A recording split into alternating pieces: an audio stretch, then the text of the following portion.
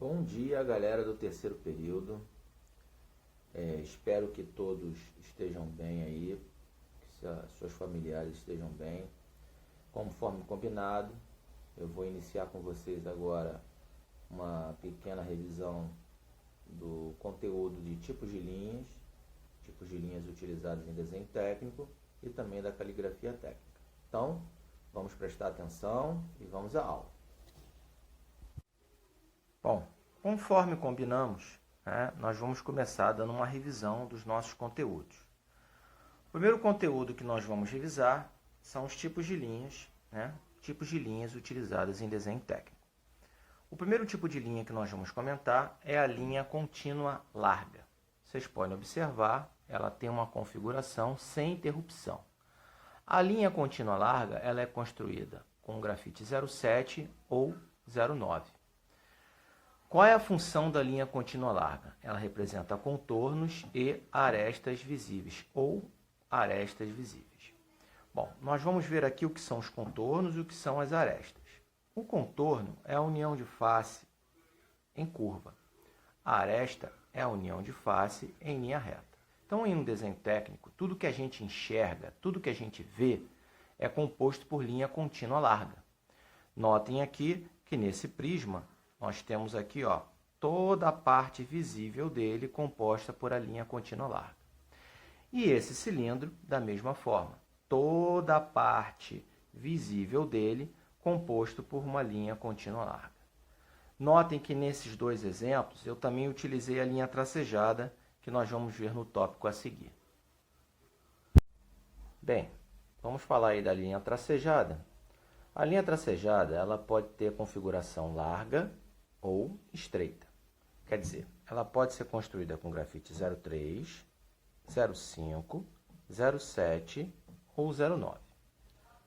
A linha tracejada ela não é obrigatória na construção da perspectiva, mas ela é obrigatória na construção das vistas ortográficas convencionais. E, professor, o que são essas vistas ortográficas convencionais? Bom, é um assunto que você vai trabalhar mais adiante. Mas dá para a gente entender rapidamente a função da linha tracejada aí, que ela representa contornos e arestas não visíveis. Quer dizer, tudo que a gente não vê na construção do desenho, a gente usa a linha tracejada. Então, futuramente, a gente vai começar a analisar as peças, os equipamentos, por pontos separados. Então, nós vamos fazer a chamada vista frontal da peça, vamos fazer a vista superior da peça e vamos fazer a vista lateral esquerda da peça. Então, vocês podem notar que aqui eu tenho a vista frontal, aqui eu tenho a vista superior e aqui eu tenho a vista lateral esquerda da peça. Ah, eu não entendi porque é superior embaixo, porque é lateral esquerda do lado direito. Bom, isso mais adiante você vai entender. Tá? O que importa agora é entender por que está esse tracejadozinho aqui. Vamos lá. Quando a gente faz a observação da vista frontal, notem que não tem nada, nenhum elemento escondido. Então, por isso, somente linha contínua larga, que é a que representa contornos e arestas visíveis. Bem, quando a gente faz a vista superior, a parte de visão de cima da peça, a gente pode notar que também não tem nada escondido. Então, por isso, somente linhas contínuas largas aqui, na representação da vista superior. Agora, quando a gente faz a lateral esquerda, notem que temos um rasgo na peça. Pela lateral esquerda, eu consigo ver a profundidade desse rasgo? Não, não consigo. Se eu tivesse aqui, observando a peça nesse sentido, eu não consigo ver essa face, a profundidade dessa face. Então, por isso, a necessidade de fazer o tracejado aqui, para representar a profundidade da face. Então, sendo assim, a linha tracejada, torna-se obrigatória na construção desse desenho. Linha traço e ponto estreita.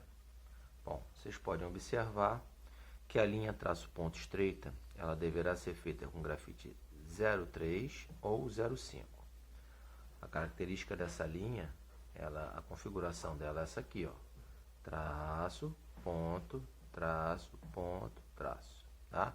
Não tem uma medida específica para o traço, Tá? E ponto é simplesmente tocar o lápis ou a lapiseira na superfície lá do papel. Bem, qual é a função da linha traço ponto estreita? A função da linha do traço ponto estreita é centro, eixo e simetria. Bom, o que seria centro, eixo e simetria? Vamos lá.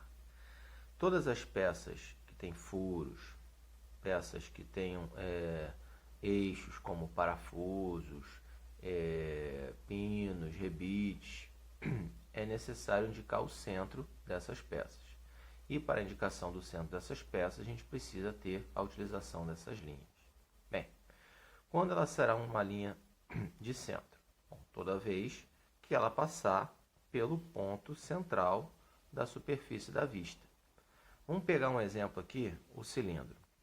Tá? Nós temos o cilindro representado, nós temos duas vistas desse cilindro, a vista frontal e a vista lateral esquerda. Como eu falei a vocês, assunto de vistas vai ser feito mais adiante, mas já dá para dar uma antecipada. Bem, observem aqui que a vista frontal do cilindro é um retângulo, tá? E a vista lateral esquerda do cilindro, obviamente, é uma face circular. Pô, mas por que a vista frontal do cilindro é um retângulo? Bem, vamos lembrar da época de infância, quando vocês faziam o desenho do lápis, né? Claro que vocês não faziam o desenho do lápis assim em perspectiva. Como é que vocês faziam o desenho de um lápis? Vocês desenhavam a parte cônica do lápis no formato de um triângulo, tá? E o corpo cilíndrico do lápis no formato de um retângulo. Então, fazendo a associação, você pode notar que quando a gente tem um cilindro, na sua vista frontal, a gente tem um retângulo. Bem, então, toda vez que a gente constrói peças com características de cilindro, nós temos que colocar o centro. Nesse caso, além de ser uma linha de centro, ela também é uma linha de eixo, porque é o eixo do cilindro, e também é uma linha de simetria, porque a partir do centro tem uma igualdade para cima e para baixo. Na face circular, quando identificado o centro dela a partir do cruzamento dessas linhas, também tem uma igualdade para a direita, para a esquerda, para cima e para baixo. Então, nesse caso, ela é, como eu falei, centro, eixo e simetria. Quando eu tenho peças com furações, como no caso dessa aqui, ó, ela pode ser uma linha de centro. Sim, claro, é uma linha de centro porque ela representa o centro do furo. Ela é uma linha de simetria também, porque a partir do centro para a esquerda e para a direita, nós temos representações iguais. Da linha de centro para cima e para baixo, também temos representações iguais. Então, aqui ela é uma linha de centro e é uma linha de simetria. Mas se por acaso essa peça ela fosse assim, com uma abertura, tá? Vamos fazer essa aberturazinha aqui. Ela seria uma linha de centro? Sim, é uma linha de centro. Mostra o centro da furação. Tá? Observem que ela dá a coordenada do centro da furação. Ela é uma linha de simetria? Bem, ela é uma linha de simetria a partir da linha de centro vertical, porque é igual para a esquerda e igual para a direita. Mas ela é uma linha de simetria na horizontal? Não, não é uma linha de simetria na horizontal, porque para cima eu tenho uma característica, para baixo eu tenho outra. Então, sempre que você representa eixos, centros e simetria de elementos, a gente coloca esse tipo de linha para a sua representação. Mais adiante, vocês verão outros exemplos que facilitará o entendimento de todos, tá bom? Bem, para finalizar, nós vamos falar da linha contínua estreita. A linha contínua estreita, no desenho técnico, ela tem outras funções do que a cotagem. Mas como nós estamos trabalhando no terceiro período, basicamente a função da linha contínua estreita é para cotagem, tá? Quando vocês chegarem no quarto período, vocês vão ver outras funções para ela. Bom, é uma linha fina, estreita no caso.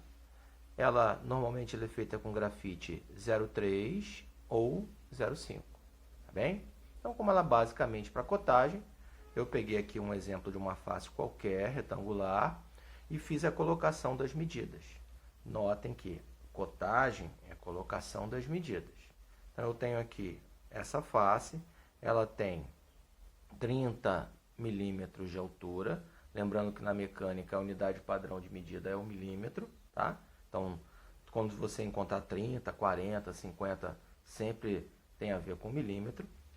Então, você tem aqui 30 milímetros de altura e 40 milímetros de comprimento. Notem a diferença entre o traço do contorno da aresta de linha contínua larga, né? E aqui a linha contínua estreita, que é para a representação da cotagem. Bem, a gente tem que fazer essa diferenciação. Imaginem um desenho técnico com 100 colocações de medidas, 100 cotas, e 200 cotas, 300 cotas. Se ela tiver a mesma espessura que o limite do desenho, a gente acaba perdendo a visualização dele. E para finalizar, né, esse assunto, já que nós temos mais tipos de linhas, mas o suficiente para o terceiro período são essas 4, vamos finalizar aqui de modo geral. A gente tem aqui um cilindro com um furo, tá? Pela perspectiva eu não consigo determinar se esse furo atravessa ou não, mas pela vista frontal desse cilindro, a gente tem aqui a linha tracejada. Olha a utilização da linha tracejada aí. Já está começando a ajudar a gente. Então, ó, a linha tracejada, ela é a representação desse furo pela vista frontal. Ó, vista frontal. Então, tracejei, então mostro então que esse furo é passante, ele atravessa a peça. Já a sua lateral esquerda, colocada aqui do lado direito, como eu já falei a vocês, vocês vão entender por que isso futuramente, ela já está mostrando aqui o formato desse furo.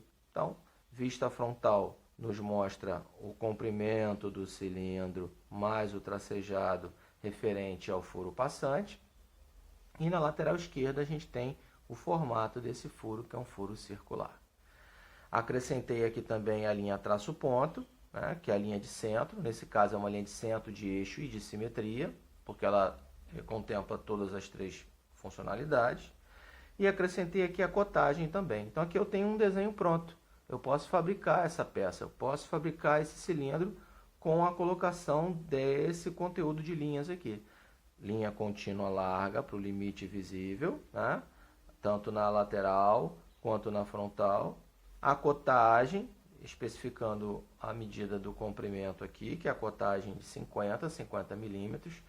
E aqui nós temos a cotagem do diâmetro.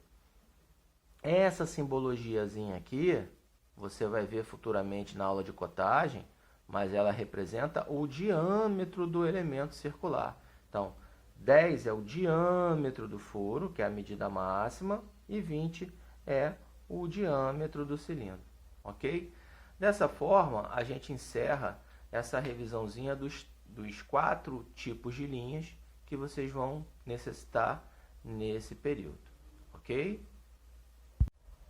Bom, vamos falar aí da caligrafia técnica. A caligrafia técnica, ela é necessária para o preenchimento dos dados de um projeto, né? Sem a caligrafia técnica, a gente não tem um perfeito entendimento das informações que são realizadas nesse projeto. Bem, a caligrafia técnica, popularmente chamada por vocês de letra de forma, né, mas que tecnicamente a gente chama de letra bastão ou então a caligrafia técnica, ela pode ser configurada com letras na posição vertical ou com letras na posição inclinada. A letra na posição vertical, ela pode ser maiúscula, tá? Ou minúscula. A gente também tem símbolos e números, o mesmo aí na posição inclinada, ok? Bem, a função aí da caligrafia técnica, no início dos nossos trabalhos, é basicamente o preenchimento das legendas. São as informações que constam lá no rodapé da folha. Então aqui vamos a um exemplo de legenda que vocês já estão acostumados, tá? Eu pedi até que vocês comprassem um bloco que tivesse essa legenda já padronizada. Mas caso você não tenha comprado esse bloco com a legenda já pronta, você pode fazer. Aqui eu tenho 30 milímetros de altura, 178 milímetros de comprimento. Aqui eu tenho 35 eu tenho 20, eu tenho 63 e eu tenho 60. Lembrando que quando eu falo assim é sempre referente ao milímetro. O preenchimento aqui do espaço da legenda é de 3, 4 e 3 milímetros. Você vai escrever num espaço de 4 milímetros, com a caligrafia técnica. Você pode usar somente a caligrafia técnica maiúscula, porque fica mais fácil, exceto aqui, ó, quando você se refere ao milímetro. Aí você é obrigado a usar a letra minúscula. Então, eu tenho aqui um exemplo de legenda. Claro que aqui eu tenho até uma data antiga, né? É uma legenda que eu já tenho ela há bastante tempo. Aqui você vai preencher o nome da escola, no caso IFRJ Cepar, a data atual, a disciplina, desenho técnico, o assunto da aula. Então, o assunto da aula, o primeiro assunto construtivo que nós tivemos foi perspectiva isométrica. Você pode até colocar aí a turma, MEC 131 ou MEC 231, né? Depende da turma que você seja, né? Pode botar M131 ou M231, porque acho que MEC não vai caber, o espaço aqui não cabe toda a informação. A unidade, milímetro, a escala 1:1, por enquanto 1:1. Primeiro diedro, que é uma informação que vocês vão ver mais adiante, você anota isso. E o aluno, seu nome todo aqui, sem precisar escrever a palavra aluno, basta colocar seu nome. Caso você não tenha comprado já um bloco com margem e com a legenda pronta, você pode fazer a margem, né? Ela tem 7 milímetros aqui, 7 aqui, 7 aqui e 25 milímetros aqui, beleza? Esse aqui é o padrão técnico para a margem da folha.